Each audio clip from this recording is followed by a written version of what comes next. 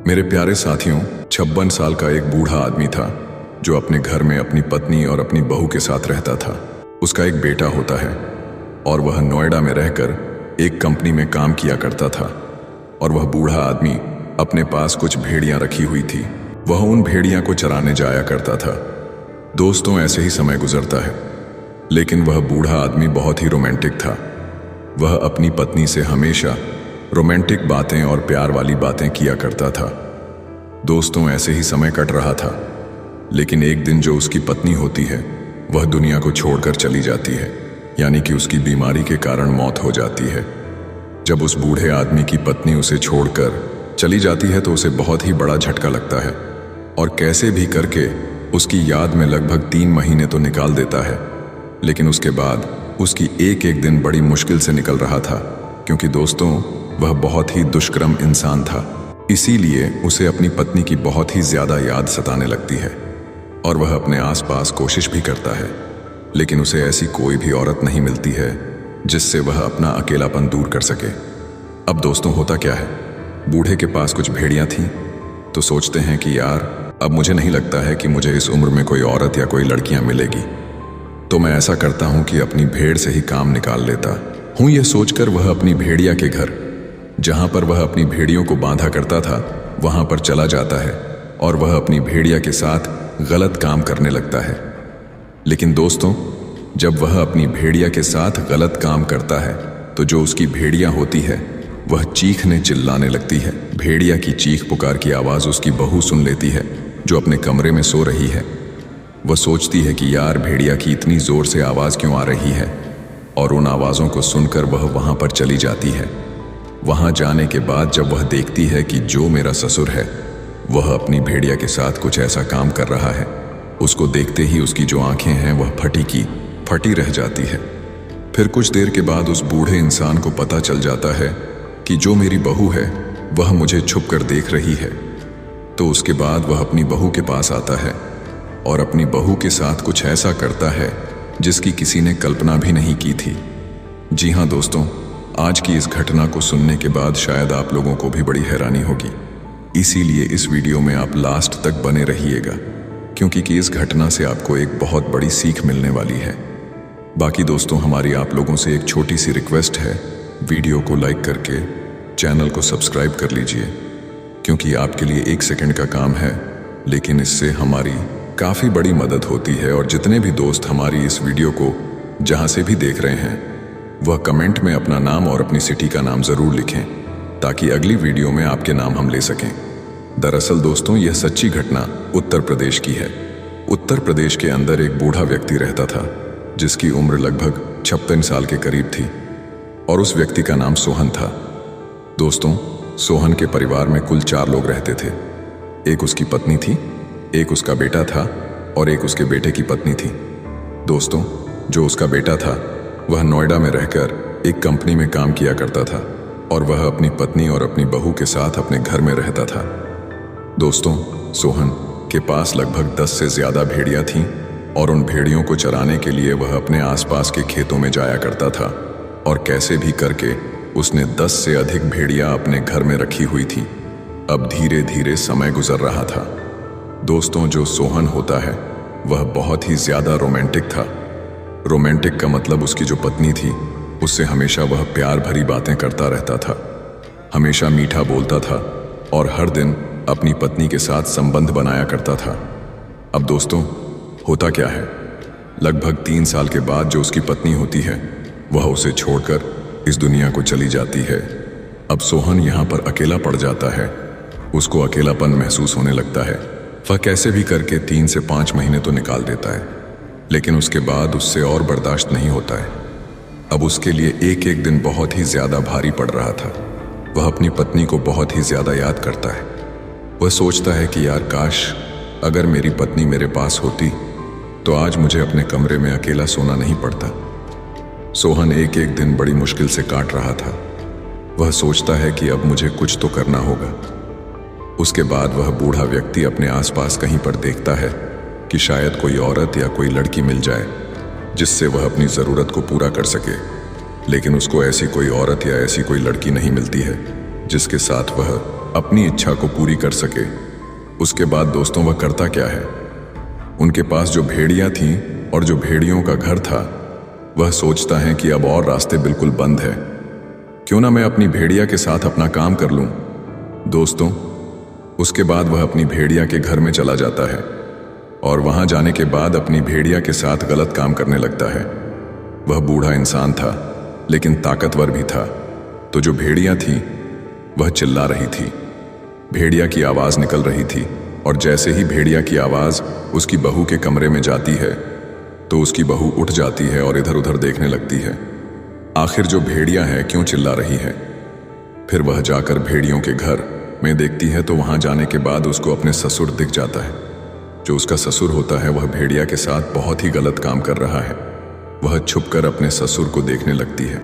अब दोस्तों वह भी बहुत ज्यादा परेशान थी, क्योंकि उसको भी अपने पति की बहुत ही ज्यादा याद आती थी, क्योंकि उसका जो पति था वह नोएडा में काम किया करता था और वह भी 8 महीने में एक बार अपने घर में आया करता था। अब दोस्तों होता क्या है, जो उसकी बहू होती है वह छुपकर देखने की कोशिश करती है, क्योंकि उसको भी देखते हुए अच्छा लग रहा था।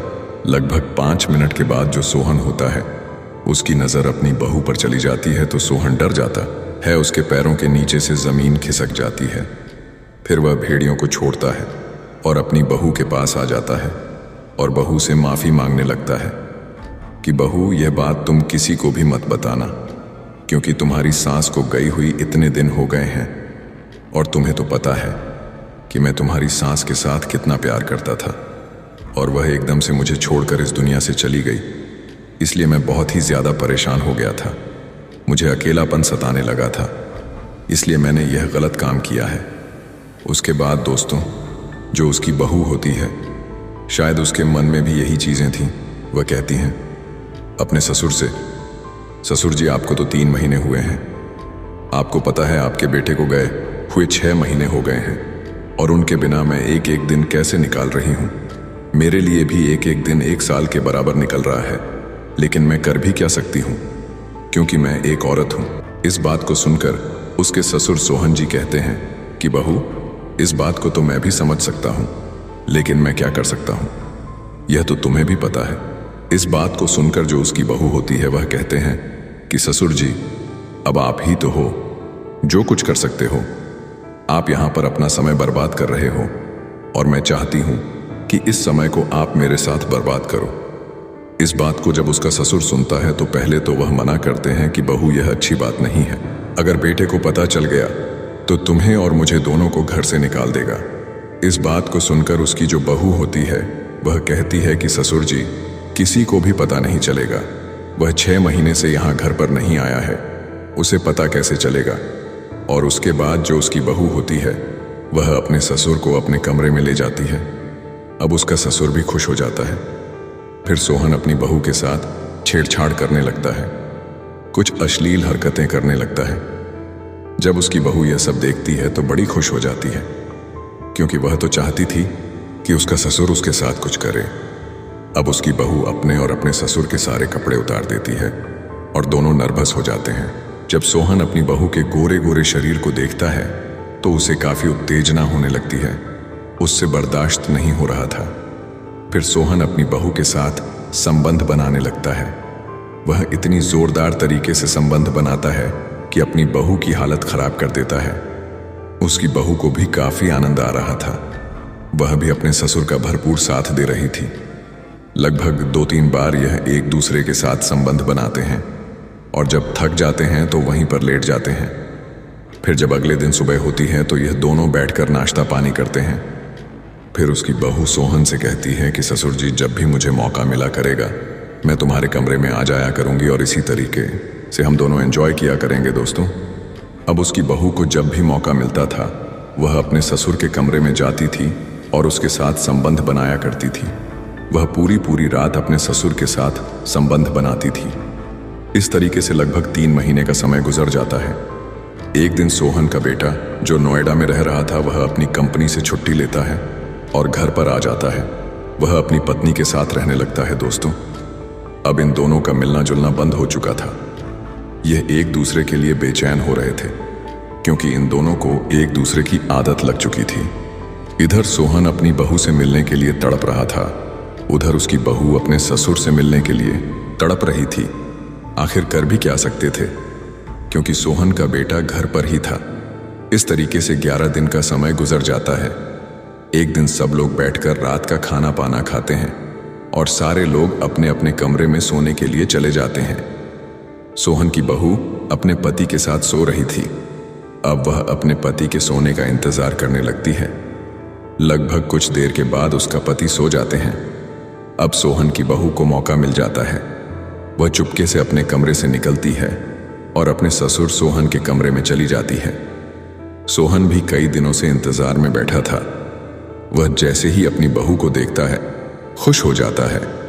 वह अपनी बहू को पकड़ता है और उसके साथ शारीरिक संबंध बनाने लगता है।